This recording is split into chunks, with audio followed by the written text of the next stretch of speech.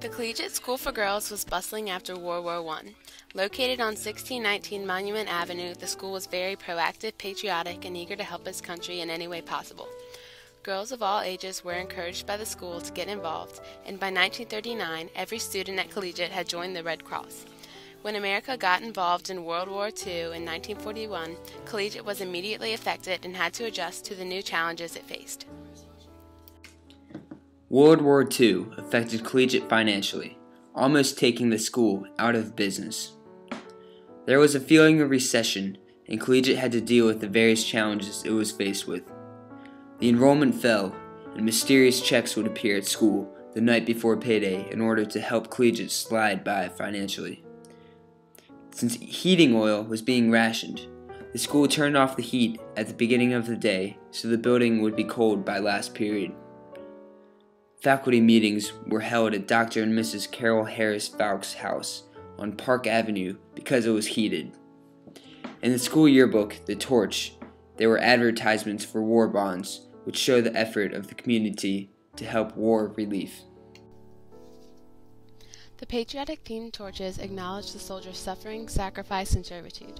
From Betsy Ross to the modern wave, they summed up the patriotic preoccupation of the World War II impacted school years. In the 1942 torch, Ann Bowers and Ann Lee wrote a note titled, "To Keep Alive Thy Sacred Fire," in which they said, "Throughout our lives, we have accepted and believed in the principles on which our country was founded, and now these principles have assumed greater importance than ever before. Therefore, in keeping with the present world conditions, we have selected a patriotic theme for this annual. In recognition of the dominant roles in international affairs played by the Army, Navy, the Marines, and the Air Corps, we have used the insignia of these services. Thus, the 1942 torch and the school year it depicts show tangible evidence of Collegiate's reaction to war conditions." Collegiate did not only show its patriotism through the writings and illustrations in the torch, but through other ways as well. In the fall of 1942, the entire school took a half-day holiday to attend the movie Wilson.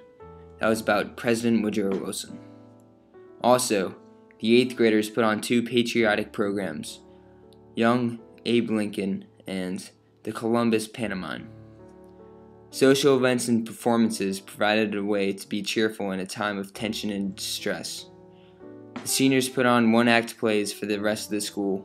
The 7th graders put on a folk song program, and there were dog shows, pageant, and May Day.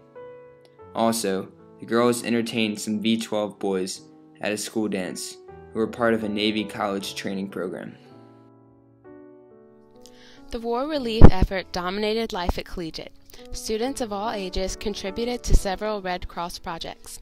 Smaller girls collected pounds of newspaper and tin foil and made tray favors for the soldiers. Older girls knitted and sewed for the Free French, and some groups worked for British war relief as well. The girls continued their projects for the Red Cross whenever possible, whether during lunch, during meetings, or even in class. They also collected toothpaste tubes and turned them in to be used for building machinery for the war. An emphasis on academics and Christian development helped strengthen the girls and prepare them for life in a world torn by conflict.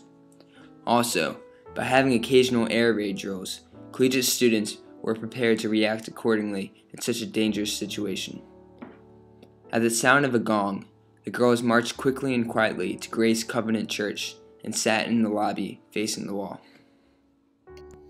Finally, the war ended in 1945, and on March 8, 1946, Winston Churchill and General Dwight D. Eisenhower paraded down Monument Avenue. The General Assembly had invited Churchill to speak, and although Eisenhower wasn't scheduled to speak, he made a brief talk as well. Teachers at Collegiate suspended class for a few minutes, and everyone moved to the front steps to watch. Collegiate School for Girls opened on September 13, 1945. With its largest enrollment ever. And while the war may have ended, the school did not lose sight of its significance, and people such as Mr. Pitt made sure of that. Mr. Pitt fought in the invasion of Normandy, so he emphasized the covering of World War II in the collegiate curriculum. To make sure of this, he hired teachers who had connections to the war. In 1993, the new cafeteria was named Memorial Hall in honor of the current students' grandparents who died in World War II. A note from the senior girls in the 1946 torch describes the atmosphere of collegiate post-war. These words signify that the 1946 school year was a time of peace and freedom, a time to enjoy. The world is at peace. We, the senior class of collegiate, feel that we are fortunate to graduate in a world at peace after so many years of war. If the United States, as well as other nations, is to survive, however, they must work out together a plan to prevent future wars. We as individuals can play our part in the preserving of world peace. Today, more than ever, women may use their influence to promote goodwill and understanding between nations.